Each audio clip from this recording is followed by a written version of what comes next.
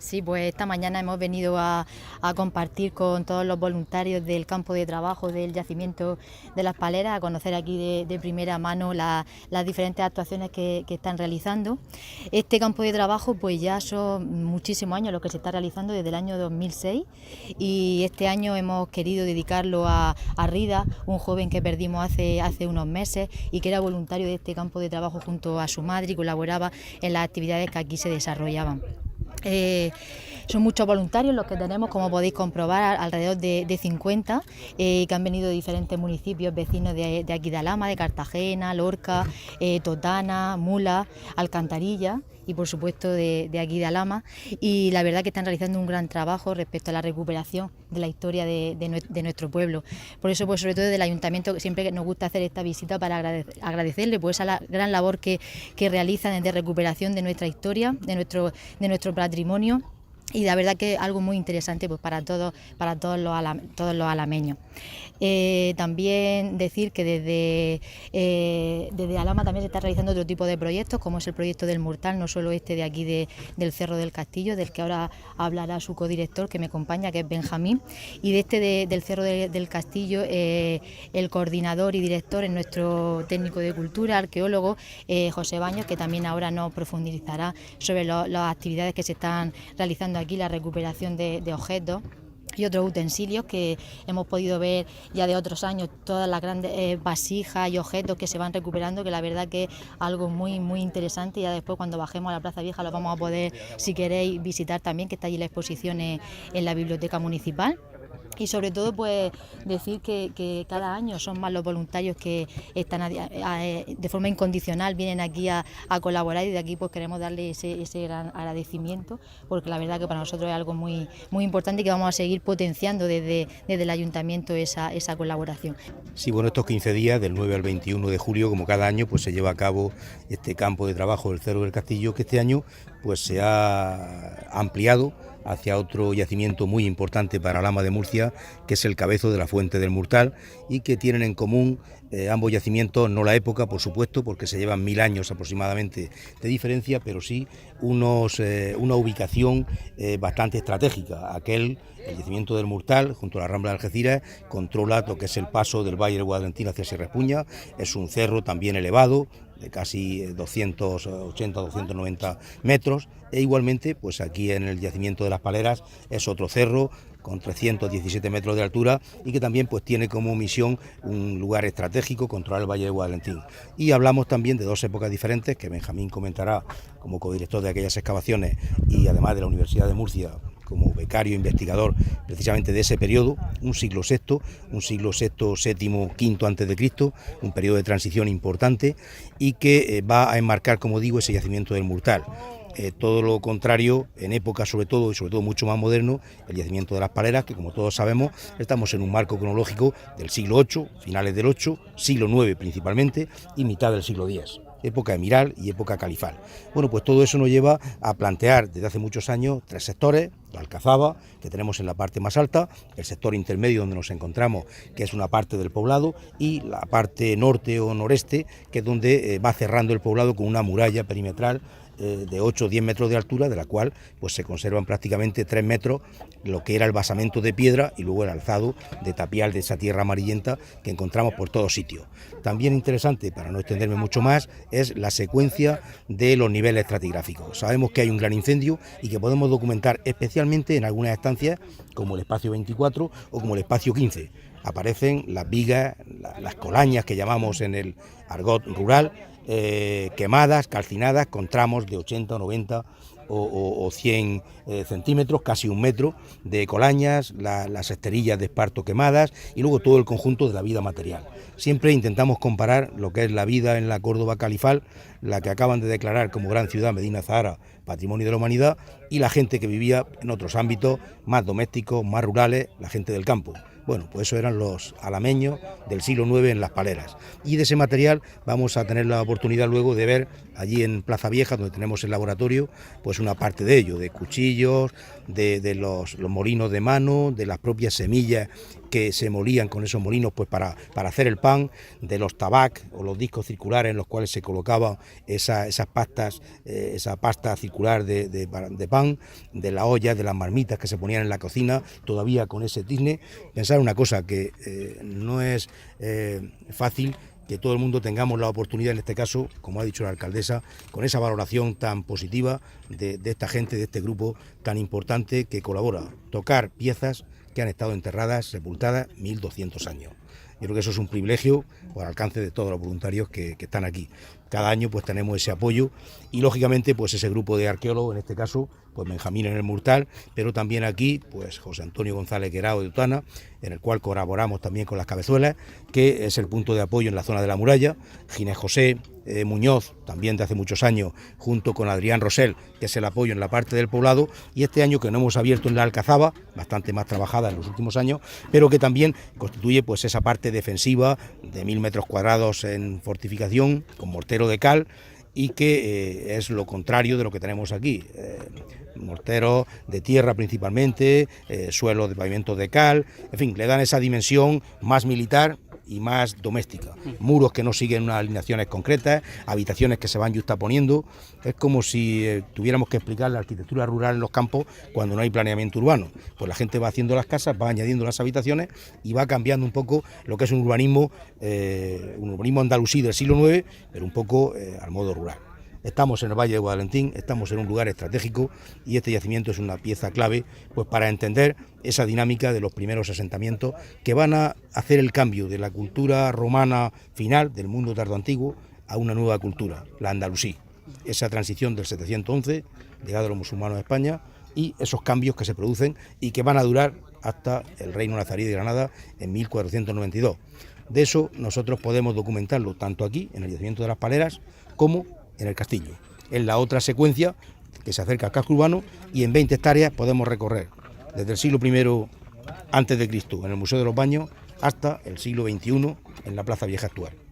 Es verdad que llevamos un 10% excavado, pero también que desde hace unos años el Ayuntamiento de Alhama viene apostando por esta recuperación del patrimonio en distintos proyectos. Quiero decir con ello que en los últimos años hemos ido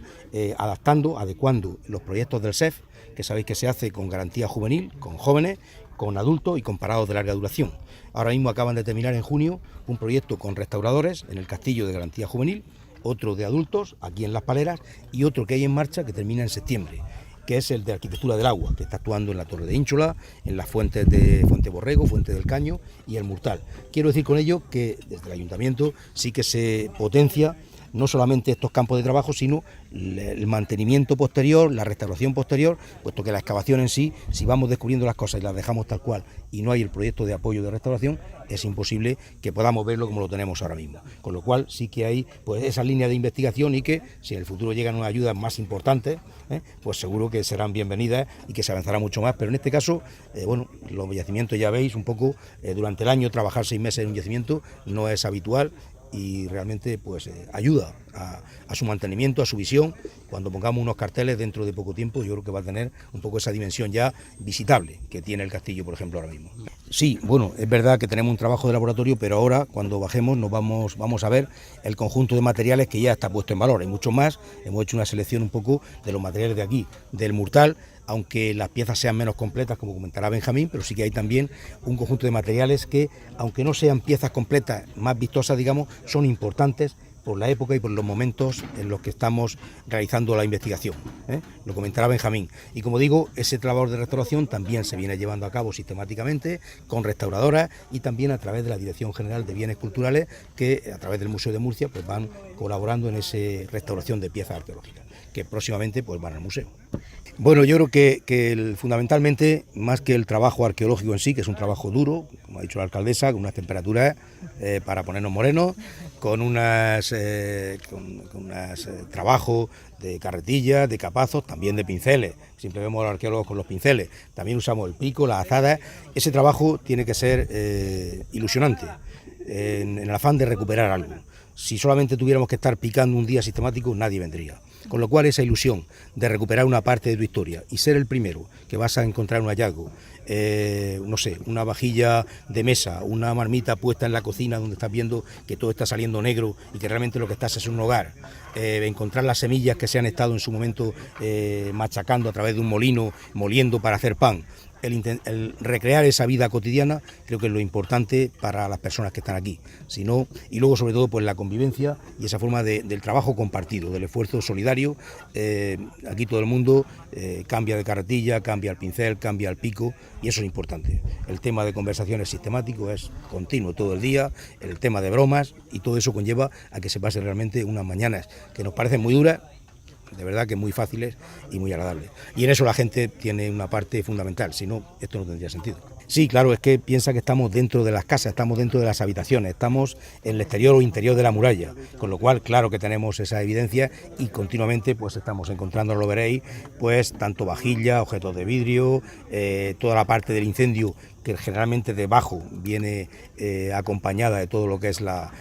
cultura material, lo que os decía, ¿no? La vajilla de la casa. Es decir, cuando veamos la Plaza Vieja vamos a ver que se podría poner una mesa perfectamente, poniendo el pan, poniendo los elementos para moler ese pan y la marmita para ponerla al fuego y cocinar, ¿no? Con lo cual, bueno, eso es un poco la vida material. Nos faltaría la gente, como decía Salva antes, ese cementerio, esa maqbara, esos primeros enterramientos, que bueno, tenemos alguna idea y algún planteamiento que no se dicen hasta que no tengamos esa evidencia, que debemos ser muy serios en historia, es decir, acreditar y documentar siempre con aporte de documentos, o en su caso de evidencia arqueológica. Bueno, la interpretación y el planteamiento que se viene haciendo es que hay una potente destrucción con un incendio, y eso viene corroborado, especialmente constatado en algunas estancias. Si queréis luego cuando hagamos la visita podemos situarnos en el espacio 15, está justo en la ladera, con las vigas, las colañas quemadas,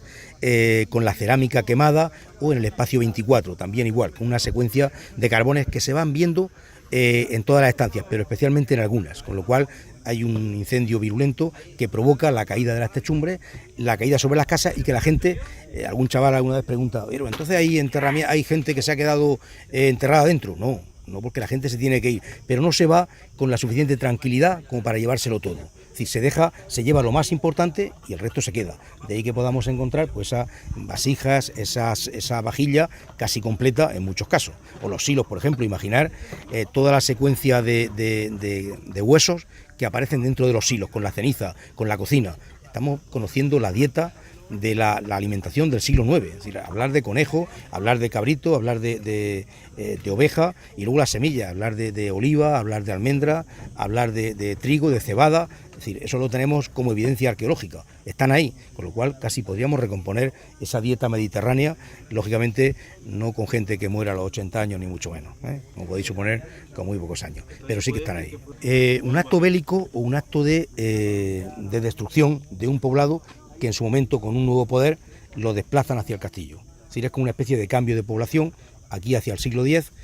y que puede coincidir precisamente con el califato. Sabéis que el califato de Córdoba es el año 929, cuando hay un poder central. Murcia se ha fundado en el 825, con lo cual ya se empieza a controlar las poblaciones. Pensar que estamos en la periferia del Estado cordobés. Estamos donde nadie quería pagar impuestos. A veces las crónicas nos cuentan que el propio ejército cordobés tenía que salir a cobrar impuestos. El propio ejército, con lo cual salía desde Lorca por toda la zona de Almería y se plantaba delante de los poblados para que pagaran. Desde Lorca, algún reverde incluso llegaba a salir con su propio ejército diciendo que no pagaba impuestos. Uno de ellos es Daishán Ben Isaac, un famoso caudillo de esta zona, en el cual seguro que estábamos nosotros en esa órbita. Pensar que aquí las fuentes escritas tenemos falta de documentación, con lo cual vamos a seguir investigando, trabajando la evidencia arqueológica y sobre todo comparando y confrontando con las fuentes, ¿no? Bueno, este año, gracias a la colaboración y apoyo del Ayuntamiento de Alhama y de José Baños, hemos retomado las excavaciones en el Cabezo de la Fuente del Murtal. Se procedió a algunas intervenciones puntuales en los años 90, pero el yacimiento había quedado un poco abandonado, y ahora, con un nuevo proyecto de investigación sobre la transición bronce final hierro antiguo en el Guadalentín y la zona litoral, creíamos que era un punto fundamental para iniciar excavaciones arqueológicas y completar un poco el panorama de conocimiento que sobre esta cronología tenemos. en la cima de este cabezo encontramos una gran fortificación muy singular dentro de la península ibérica, un ejemplo muy paradigmático de esa situación de medio crisis, medio inestabilidad que se da en el siglo VI a.C., un momento en el que ya el comercio fenicio empieza a decaer en nuestras costas y surge un nuevo paradigma que al final acabará a final de siglo en la emergencia de la conocida cultura ibérica. Nos interesaba mucho en esta primera campaña no tanto centrarnos en esta fortificación, sino en otros dos sectores que se encuentran en la otra cima del cabezo, una zona de viviendas, así como una especie de torre bastión. Y de ahí que procedimos un poco a documentar estas dos nuevas zonas y ver si la potencia arqueológica que tenían. Es cierto que están muy tocadas, ya que bueno, a causa de la pasada de una pala mecánica en los años, seguramente finales de los 80, inicios de los 90, prácticamente destrozó gran parte del yacimiento, pero sí que tenemos las cimentaciones y ha sido muy interesante, sobre todo en el conocido, en el que hemos llamado sector T, sector Torre. Hemos documentado una fortificación de unos 9,30 por 9,30 metros de longitud, por tanto sería un gran elemento defensivo que viene un poco a constatar el poder del núcleo autóctono indígena que se desarrolla en la Rambla de Algeciras, muy en paralelo a lo que se está dando justo enfrente, en el Castellar de Librilla. Y en el sector de las viviendas hemos hecho algunos cortes estratigráficos para conocer la potencia. Es cierto que aún no los hemos terminado, pero parece que los materiales nos están dando en esta